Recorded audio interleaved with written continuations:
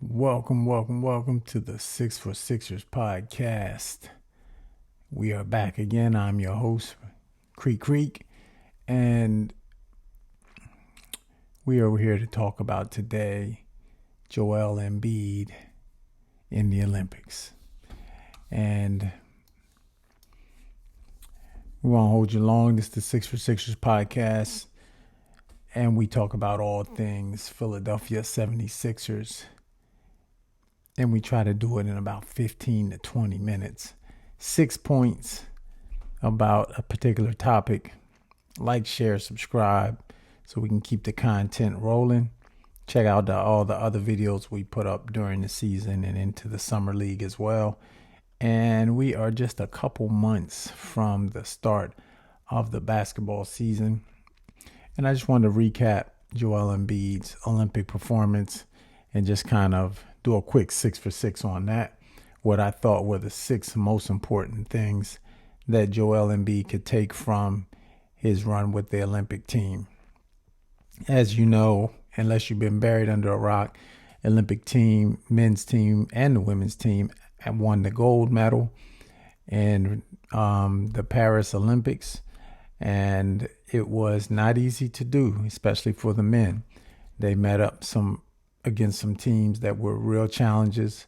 France was a challenge in the final gold medal match, but then the match before to get into the finals against Serbia was also a challenge. And so really, since this is an all things Sixers podcast, we just want to focus in on Joel Embiid, who was the only Sixer playing for the Olympic team. And as we know, Joel Embiid ended the season with a loss to the New York Knicks in the first round of the playoffs. Embiid in that series was not 100% as he was coming off a meniscus injury and surgery, a surgical repair of that meniscus injury. So I think going into the Olympics, all Sixer fans were just a little bit on edge because we didn't know how it was like. You know, he was still seemed like he was recovering from the surgery. He was wearing a big brace to kind of keep that knee in place. And I guess a lot of fans' take on it was that he should just rest up and get ready for the season. On the other hand, some fans felt like giving it some work and, letting the knee take some pressure in the off season would actually help it, strengthen it going into the season. So I think everybody was a little bit nervous. I think the other thing that was really good was that Embiid had a couple players playing behind him. Of course, he was the starter as he is the best player in the league in the NBA, but he did have Bam Adebayo and who played a lot of center, and then Anthony Davis also playing behind him. So we knew that Embiid's minutes would not be like NBA minutes, 30 plus minutes a game or sometimes more. We knew that he would be under a rotation that was really stretched out. So we knew he wasn't going to play a lot of minutes, but we just obviously didn't want to see him get injured. And we're going to go into that. So let's basically summarize his stats, and then we'll get into the 6 for 6. So Embiid, throughout 5 games, U.S. did not take any losses in any of those games. Embiid averaged 10.4 points, 6.8 rebounds, and 2 assists a game, which were very respectable averages at only playing. That was in 5 games. He started every game and 16 minutes per game. So that's pretty good production. And you figured in an NBA game, Embiid will score a lot more than that playing for the Sixers because it doesn't have that high caliber lineup. Really, the USA team had not an all-star, but really a Hall of Fame lineup. Pretty much all of those players that played in that game, with the exception of maybe a few like a Derek White and maybe Bam Adebayo, but most of those guys are future Hall of Famers. And even White and Adebayo, they still have time, could be future Hall of Famers, but this was way beyond an all-star team, in my opinion. Uh, so that's good showing by Embiid. 16 minutes per game is a good amount of minutes to play without putting too much stress on that knee going into the season. So I think that 6 points that I think were very valuable in Embiid playing in the Olympics was, number one, he played in a high pressured experience. NBA is high pressured, but really it's nothing like nationalism. And when he played in France, he had to overcome some fans who were really on him, mostly because he declined to play with the French national team, wanted to play with the United States team. Obviously, they would prefer that he played for their team, and refused. So every game was really, they were really booing him, and every time he touched the ball and so forth. And he soaked it up, obviously loved it. But that type of pressure is good for him going into the season, because we know that the teams that we're going to really be keying in on beating and being rivals is the Boston Celtics, high pressured environment. New York, obviously, with their trashy fan base. And then, you have other high pressure situations like Milwaukee Bucks, who have very rambunctious fans as well. So point number one, playing in that high pressured environment is going to really do wonders for Embiid. Him being under no stress, and he was actually had fun with it, is good, because then when he sees that same type of environment during the NBA season, he'll know how to respond accordingly. So that's point number one. Point number two, I thought it was very valuable for Embiid to be playing with so many championship pedigree players. LeBron James, Steph Curry, Kevin Durant, Anthony Davis, Drew Holiday. All of these players have won NBA championships.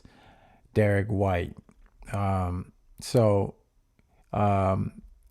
He just being in that culture of guys who have won multiple championships, and some just maybe the one, but guys who are proven winners going into conference final situations, going into the finals, even if they hadn't won a finals like Bam Adebayo, but just being around the culture of those guys and those winners, I think will rub off on Embiid a little bit. So you can see like the work ethic of these players, the mindset of them going into games and going into a situation in which there was a must win. Really, every game was a must win.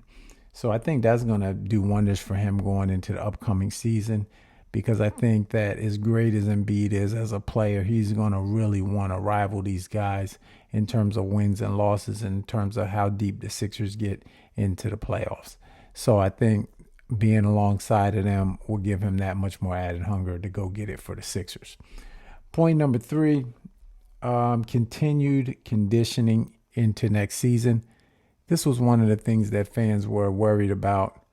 And I think that obviously we made it through that Olympic run successfully. But I think that fans were worried about just putting pressure on that knee. But here's the thing. Embiid in the past has looked sluggish maybe the first 5 or 10 games of the season. We know that when he's coming in, and we don't really know what he's doing in the offseason, because he's not one of those players that just tape all of his offseason workouts and put them out there on social media and so forth. But it did look like maybe he wasn't working as hard as he could over the offseason, and it maybe took him a few games to get into really NBA game shape.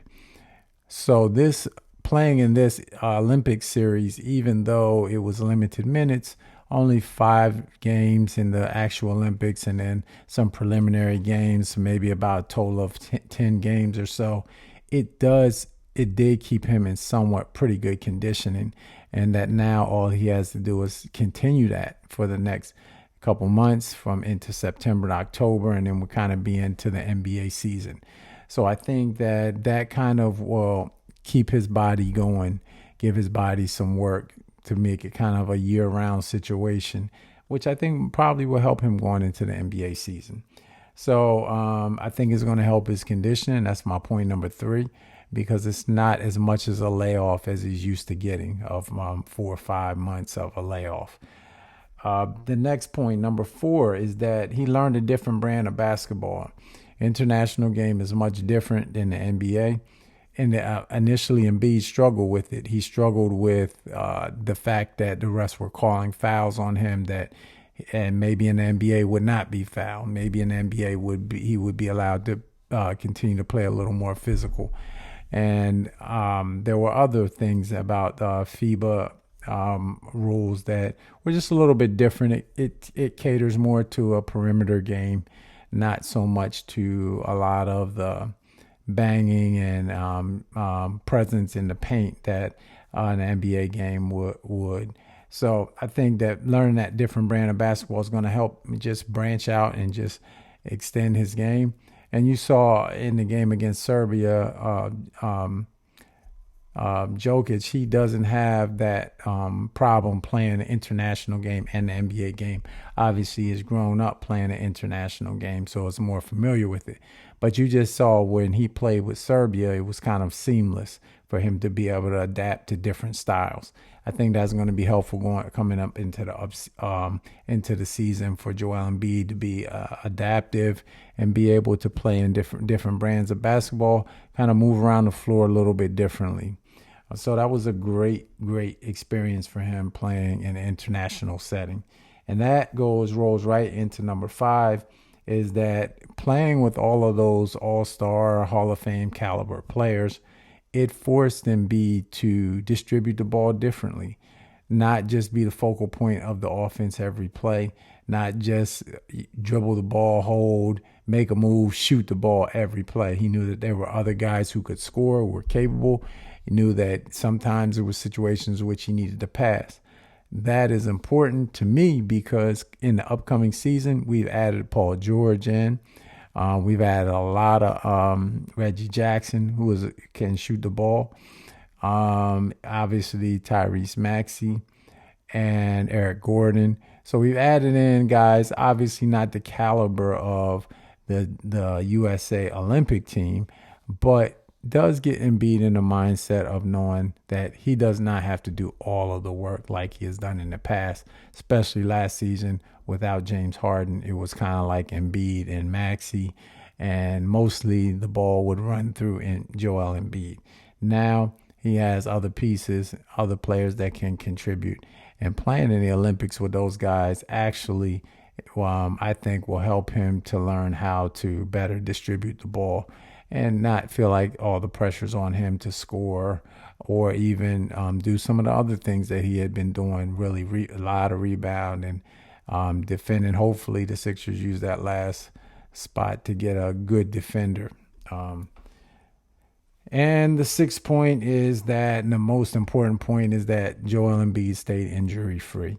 That was what the fans were most worried about going into the season and thinking about would he come out of it without sustaining any type of injury, and that would hinder his play in the season. We saw what happened with Kawhi Leonard, who was pulled from the team, and we don't really know the real reason. We don't know if he actually was cut by Team USA or if the Clippers put in a call that they wanted to just him to maintain his body and not really worry about playing in the Olympics. But it is a risk for all of those guys playing. Even if it is only 5 or 10 games, those games, especially with an injury-prone player, could lead to catastrophic results that may affect their livelihood of an 82-game season and into the playoffs as well. So that was the big worry for Sixer fans, and happy to report that it appeared that Joel Embiid was in perfect health. Not only at the end of the series, but throughout the series, he moved pretty well on the floor. He had some scary moments like one dunk against Serbia where he went baseline and he looked to land pretty awkwardly, but he got right back up. So I think the knee looked really strong. I'm not sure if he'll wear that base throughout the season, but he seems to move well with it and made it through without injury. So those are the 6 for Sixers points on Joel Embiid's Olympic run. congratulations to the United States men's basketball team on winning a gold medal. Congratulations to the United States women's basketball team also on winning a gold medal. We need to get us a WNBA team in Philadelphia so we can support, and do a 6 for 6 or whatever they call the team, and start to cover the women's basketball a little bit. That last game, also against France, was a nail biter heart attack game. The women pulled it out. And then also, even though this is a 6 for 6ers page, got to give a shout out to Stephen Curry, who just went totally bananas in the last few minutes of the game against France to go night to the French national team. And shout out to Joel Embiid for the game before that against Serbia, because I believe Embiid was the turning point to that game. The U.S. was down 13 points with 7 minutes left. That's the time that Embiid entered the basketball game with 7 minutes left, and they were able to turn the tide. I think that Embiid's two-way presence made such an impact. The game just bends toward him when he's in there. And without him there, Jokic had free reign. There was nobody that could really stop him. And also, on the offensive end of the floor, Embiid adds a whole nother dimension to the offensive team USA. So I think Embiid turned the tide. Steph Curry had a monster game in that game, points wise, but Embiid in both ends of the floor was instrumental in really stopping Serbia from scoring. And Jokic really held Jokic to a limited amount of attempts. So great game all the way. Great Olympic run by the U.S. team. And shout out to those runner-ups too, which is France in the silver medal and Serbia with the bronze medal. All right, y'all, that's the 6 for 6ers podcast. We made it. We did it. We did it in 17 minutes this time. But looking forward to the season starting. Also upcoming, we might want to get up here a few more times before the season starts. But I'm excited about whoever that last roster spot is going to be filled by. We'll talk about that when it's actually filled. And then very excited just to get the season going. Guys are already in training camp. They already released that mid-season playoff, whatever that's play-in tournament, or no, not play-in tournament. I forget what it's called, but that mid-season championship thingy is like us, New York Knicks, Orlando Magic, Brooklyn Nets, and Charlotte Hornets.